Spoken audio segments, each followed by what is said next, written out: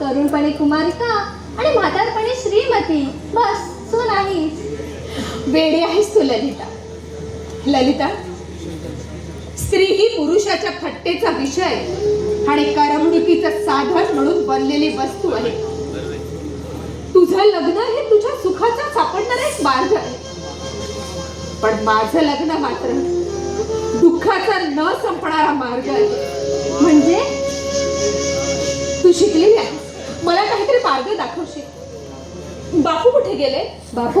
हो, बापू इकडे आले नाही. नाही. छे बाई, चष्माशिवाय कुठे फिरतात बाई? अगं त्या भागीरथीचा नवरा आहे ना. कोण, बाबूराव? हो, त्यांच्याबरोबर पाठवलं मी त्यांना इथं.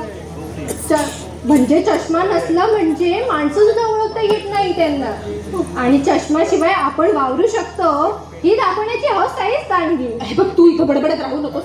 चल बघू, देवळात असतील बहुधा. तूही चल की. मी देवळात? नको नको, बरं चल, तिथे सांगते तुला सगळं. पण हिचं कोण? सगळं भागीरथीचा भाऊ. चल, तुला सगळं सांगते तिकडे. छी छी छी छी छी छी, करणाराही असामान्य असला पाहिजे. आणि परवा तुम्ही त्याला पाहिलं म्हणता? पाहिलं? अच्छा अच्छा अच्छा अच्छा, म्हणजे बघितला. हो, प्रत्यक्ष या डोळ्याने, विथ चष्मा लावून, with my own eye, with specs. पण इथं आलो आणि आमच्या डोळ्यात धूळ पडल्यासारखा आमचा चष्मा गेला. डोळे बंदच की हो, चष्म्याशिवाय आमचे डोळे बघायला नालायक. पहा ना, म्हणजे तो असा समोर असला तरी समजणं मुश्किल. असला मनुष्य बहुतेक समोर असूनही समजत नाही. समजत नाही? अच्छा अच्छा अच्छा, कळत नाही. कसं कळणार? अहो, कळलं असतं तर समोर ठेवलाच नसता. समोर असलेल्या माणसावर विश्वास बसू नये असा